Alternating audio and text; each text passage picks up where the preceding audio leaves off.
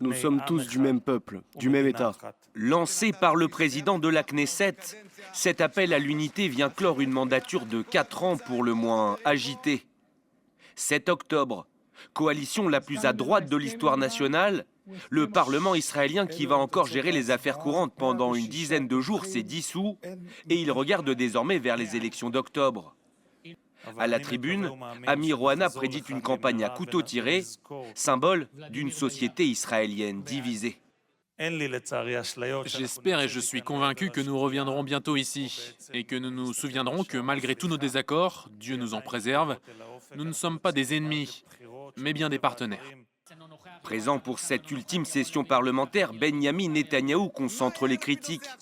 D'autant qu'il y a quelques jours, les élus, sous son impulsion, ont voté une loi pour exempter d'arrestation des ultra-orthodoxes, refusant d'être conscrits.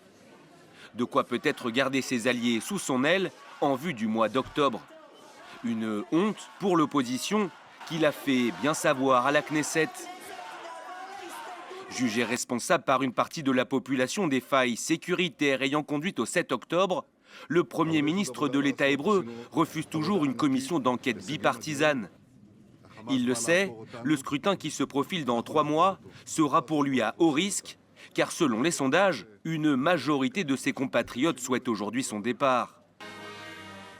Mais en phénix de la politique israélienne qu'il est, et ses adversaires le savent, il ne faut jamais sous-estimer sa capacité à se maintenir au pouvoir. À ce stade, son principal rival s'appelle Gadi Eisenkot, l'ancien chef d'état-major, qui continue sa progression dans les sondages.